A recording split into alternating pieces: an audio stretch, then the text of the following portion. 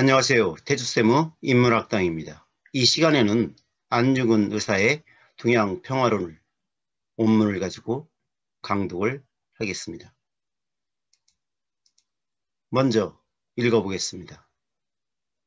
훈련 청년하여 구입 우 전역지장하여 무수 귀중 생령을 기어 희생하니 혈천 육지가 무일 부절이라.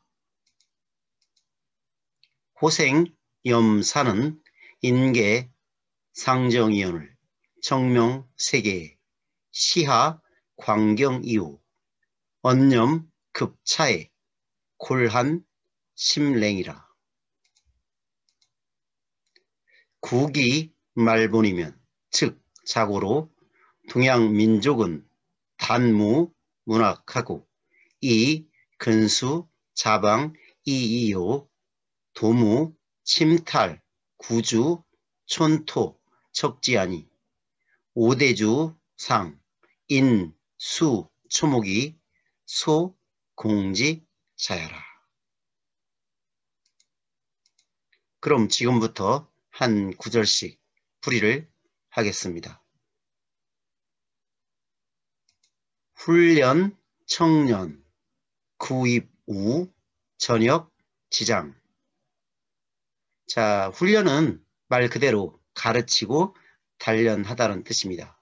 그래서 풀이를 해보면 청년을 훈련시켜 또는 청년을 가르치고 단련시켜. 구입, 이 구자는 몰구입니다. 말을 몰다는 뜻이죠. 그래서 몰아 넣다. 우는 어디에라는 뜻입니다. 보통 이 우자는 다시 한번 써보겠습니다. 이 우자는 어조사로서 이 어자하고 쓰임이 같습니다. 어자와 용법이 같은 글자입니다. 그래서 보통 어디에 일단 장소를 나타내는 뜻으로 쓰입니다. 그래서 구입우 하면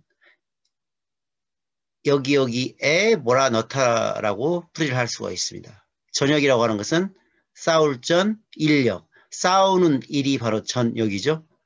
그리고 지자는 무엇의, 이 관역격으로 쓰이는 글자인데 무엇의, 그래서 싸우는 일의 마당 또는 장소, 싸우는 일의 마당이니까 이걸 간단하게 풀이를 하면 전쟁터로 할 수 있겠습니다. 그래서 다시 한번 풀이를 정리하면 청년을 훈련시켜서 전쟁터에 몰아넣다.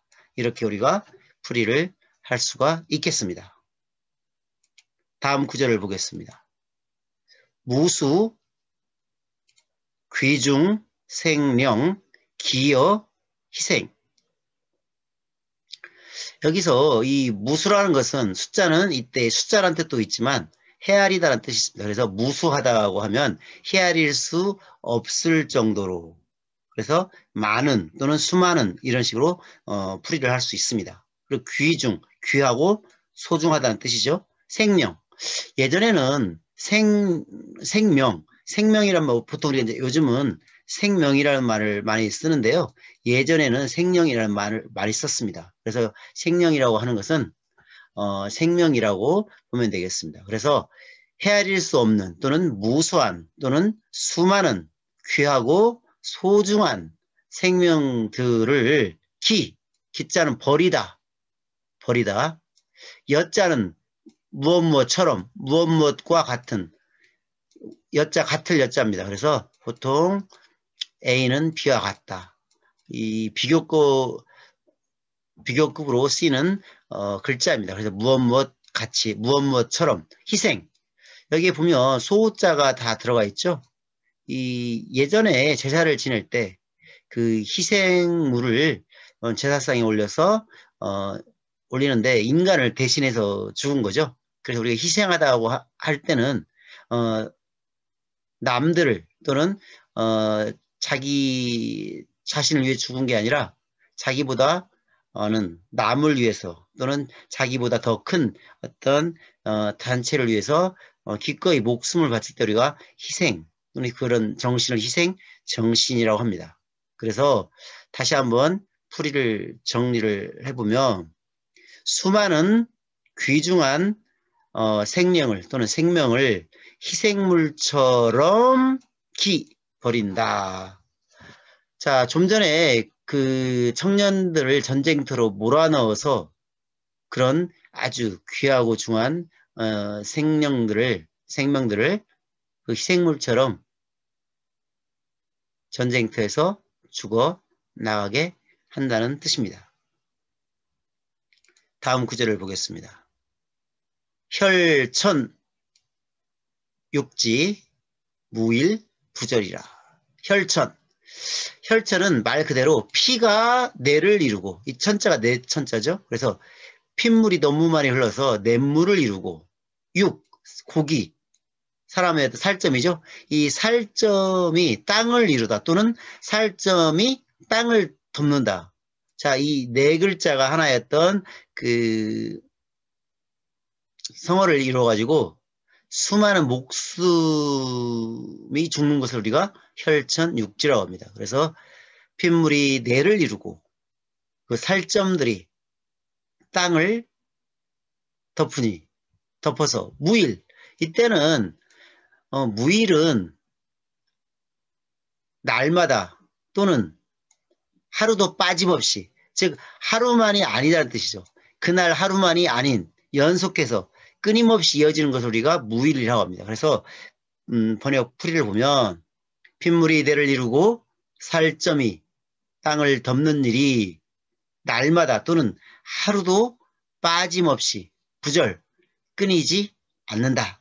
무일부절은 하루도 빠짐없이 전쟁이 계속되어서 소중한 생명들이 죽는다. 이렇게 풀이를 할 수가 있겠습니다. 즉 전쟁의 참상을 얘기하고 있습니다. 호생, 염사, 인계, 상정. 자, 호자는 조루자죠. 자, 살아있는 것을 좋아하고 죽는 것을 싫어한다. 자, 인간의 이거 누구나 다 가지는 그런 마음이겠죠. 살기를 좋아하고 죽는 것을 싫어하는 것은 누구나 다 공통된 마음입니다. 그래서 사람들 모두가 가지고 있는 보통의 마음이다. 자, 이렇게 다시 한번 정리를 하면 살기를 좋아하고 죽기를 싫어하는 것은 인계를 바꾸면 모든 사람이 되겠죠. 그래서 모든 사람의 보통 마음이거든. 이 상자는 항상, 늘, 보통, 평범한 이런 뜻이죠. 그래서 상정하면 보통의 마음이라고 풀이를 할 수가 있습니다. 이 개자는 모두 개자입니다. 여러분 학교 다닐 때 하루도 빠짐없이 출석을 하면 우리가 개근상을 주죠. 개자가 바로 모두 개자고요. 이 근자는 부지런할 근자죠. 그래서 어떤 일에 빠지지 않고 모두가 다 부지런하게 출석을 했다 해서 개근상을 줍니다. 이 개자가 바로 이 개자입니다. 그 다음 보겠습니다. 청명 세계, 시하, 광경. 자, 청명은 맑을청, 밝을명이죠. 그래서 청명이라고 하면 맑고 깨끗한 세상.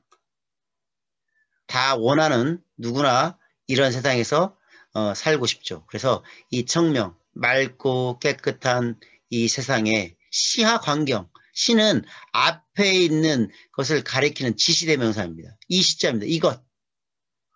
그래서 앞에 언급한 어떤 전쟁의 참상을 지금 말하고 있죠. 자, 이것은 어찌 하자인데 어찌, 무슨 이런 뜻이죠. 그래서 이것은 무슨 광경인가? 말 그대로 우리가 어떤 주변 경치를 봐할 때 무슨 광경, 풍경할 때 이 광경이죠. 그래서 이 맑고 깨끗한 이 세상에 이것은 무슨 광경이란 말인가? 이 좋은 세상에 왜 서로 죽고 서로 헐뜯고 서로 짓밟고 하는 짓인가? 지금 한탄을 하고 있는 어, 모습입니다. 언념 급차 골한 심랭이라. 언념, 말과 생각, 급차, 여기에 이르자. 이 차자도 이것입니다. 이것. 좀 전에 했던 시자도 이것이고요. 이 차자도 이것. 여기에 이르자.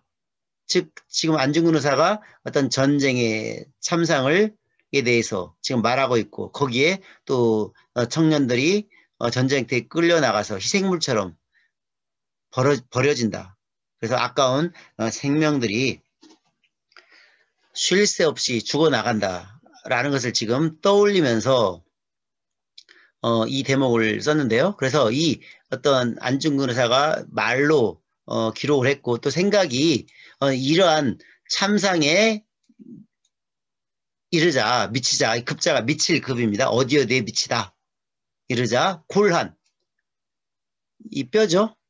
골 뼈가 한 시리고 마음이 차갑다. 그래서 이제 풀이를 정리하면 말과 생각이 여기에 미치자 등골이 오싹하고 우리가 보통 뼈가 시리다라고 표현할 수 있지만 우리가 많이 쓰는 어떤 관용적 표현을 끌어서 표현을 해봤습니다. 등골이 오싹하고 마음이 싸늘해진다.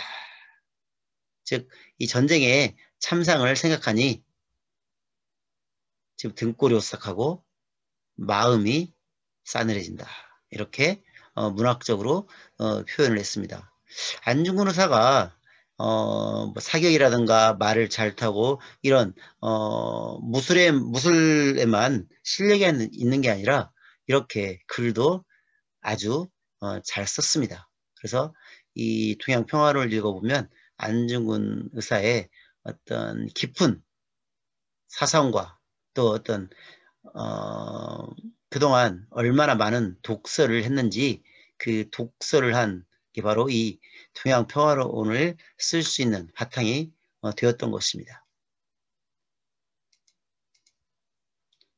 다음 구절을 하겠습니다. 국이 말본 즉 자구 동양 민족.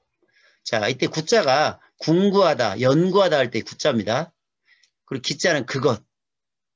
그것은 앞에 말했던 어떤 그런 전쟁으로 인해 일어난 잔인한 참상을 가리킨다고 볼 수가 있겠고요. 말보는 이것을 바꾸면 본말이죠. 어떤 일의 처음과 끝을 우리가 본말이라고 하고 또는 말본이라고 합니다. 그래서 그 전쟁에 일어난 그 어떤 참상 어떤 본말을 연구해 본다 하면 즉자는 가정형을 이루는 접속사인데 뭐뭐하면 이렇게 번역이 됩니다. 그래서 그 일에 어떤 전쟁이 일어난 어떤 그런 근본을 연구해보면 궁구해보면 자고 이 자자는 뭐뭐로부터입니다. 보통 자기란 뜻도 있지만 이 뭐뭐로부터라는 영어에 보면 프롬하고 똑같은 용법으로 쓰는데요. 어떤 출발점, 시작점을 가리키는데 그래서 자고 하면 뭐뭐로부터 즉 예로부터 우리가 자고로 이런 말 많이 쓰죠. 자고로 뭐 남자란 자고로 여자란 참 이게 좋지 않은 말인데 요즘은 양성평등이기 때문에 쓰면 안 되겠지만 예전에 이런 말 많이 쓰죠. 자고로 남자란 자고로 여자란 하지만 가급적 이런 말을 쓰면 안 되겠죠. 그래서 자고 하면 예로부터 동양민족은 이 동양민족은 우리나라를 비롯해서 뭐 중국, 일본 또는 베트남 즉 아시아 전체를 가리키기보다는 즉 한자를 공통 문자로 써왔던 그런 지역이죠. 그래서 우리가 이를 우리가 한자 문화권이라고 합니다. 보통 그 한중이를 필두로 그 한자를 써왔던 그런 지역을 우리가 한자 문화권이라고 한다는 거죠. 이 동양 민족은 자, 다시 한번 정리를 해보면 그 일의 시작과 끝을 따져보면 또는 궁구해보면 예로부터 동양 민족은 어떠하다다 뒤에 나오겠죠. 자, 동양 민족이 어떤 민족인가 한번 안중근 의사가 진단을 내렸습니다. 단무, 문학, 이, 근수, 자방, 이. 자, 여기서 우리가 이 단자가 있는데요. 단자는 다만, 한정사입니다. 한정을 나타낸 다만 뭐뭐일. 자, 이 이자가 끝에 오면 뭐뭐일 뿐이다. 단정, 어조사로 뭐뭐일 뿐이다. 뭐뭐에 불과할 따름이다. 그래서 이 단자와 이 이자가 서로 호응을 합니다. 이 단자는 항상 문두에 나오고요. 이 문미에 나오죠. 문장 끝에 나옵니다. 그래서 이 단자 하나만 써도 되고요. 이만 써도 됩니다. 그렇지만 이렇게 호응이 되면 문장이 완벽해지죠. 그래서 다만 뭐뭐일 뿐이다. 자, 그럼 앞에 동양민족은 이란 말이 나왔으니까 연결해서 풀이하면 동양민족은 다만, 단지, 문학에 힘쓰고 근데 문학은 꼭 우리가 요즘 어떤 그런 문학이 아니라 여기서는 그냥 글 읽기 글을 읽는 거를 우리가 글 공부, 다른 말로 그냥 글 공부라고 하죠. 글 공부라고 하면 되겠습니다. 이 문학은 오늘날 말하는 어떤 그런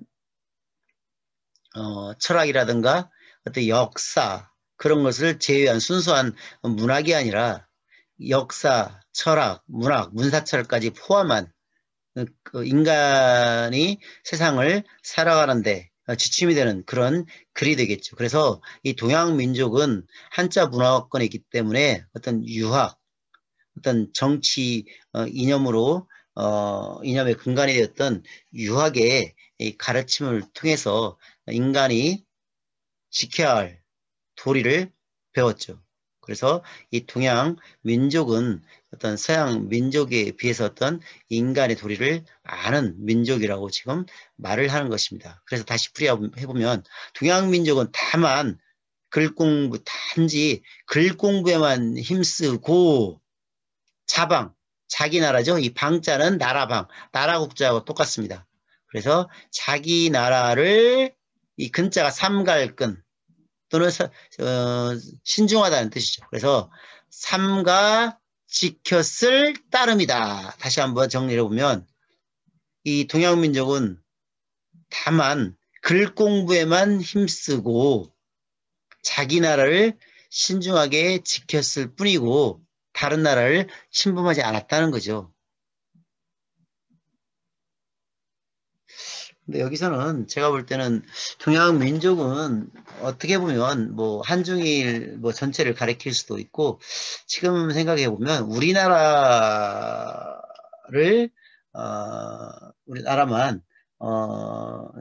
지칭해도 무방하다고 봅니다. 일본이 지금 우리나라를 침략을 했고요. 또 중국도 마찬가지죠. 우리나라를 무수하게 침입을 했죠. 그렇기 때문에 이 동양민족은 한중일을 다 보아도 되겠지만 좁게는 일단 우리 이 한민족으로 보아도 무방하다. 그렇게 생각을 합니다. 또 다음 구절을 보겠습니다. 도무, 침탈, 구주, 촌토, 척지라. 이 우리가 도자가 모두 도자입니다. 이 도성할 때 어떤 나라의 도읍지 도성이란 말도 있지만 이 도자는 모두란 뜻도 있습니다. 그리고 침탈, 침은 침입하다죠. 탈은 빼앗다죠. 그래서 침탈은 침입해서 빼앗는 게 침탈이죠. 그리고 구주, 이 구주는 오늘날 유럽을 가리킵니다. 이 주자는 대륙 주자이고요. 이 구자는 옛날 유럽을 한자로 표기할 때 구라파라고 했습니다. 구라파. 왜 구라파라고 했냐면 여러분 유럽의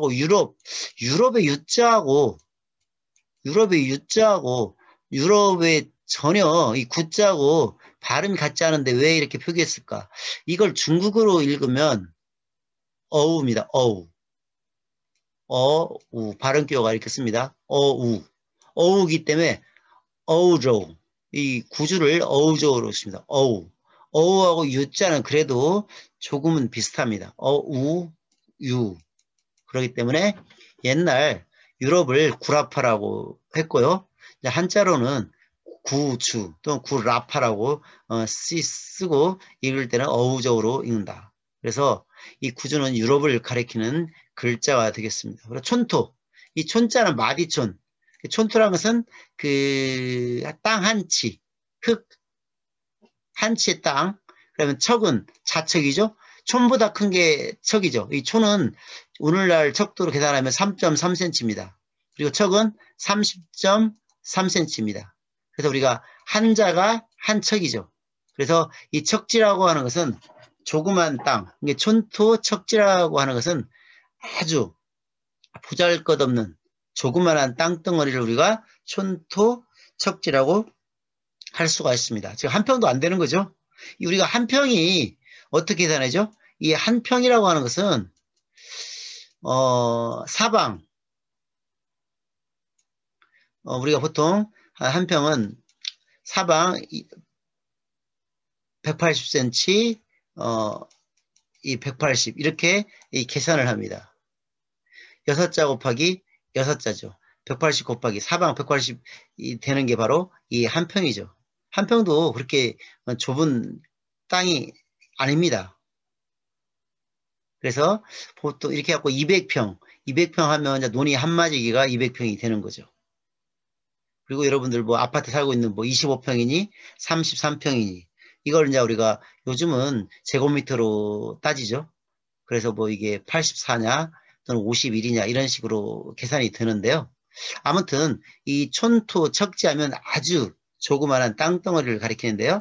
다시 한번 풀이를 정리하면 유럽에 흙 한 줌도 땅 한 자도 침범하여 빼앗은 적이 전혀 없었다. 도무는 아예 없었다. 모두 없었다 이렇게 하지만 부정으로 할 때는 아예 전혀 없었다 이렇게 풀이를 할 수가 있습니다. 그래서 동양 민족은 글 공부에 힘쓰고 자기 나라를 그 신중하게 방어하는데 불과했고 다른 나라를 넘볼 생각을 아예 마음먹지 않았다. 근데 평화를 사랑하는 민족이라는 것을 밝히고 있습니다.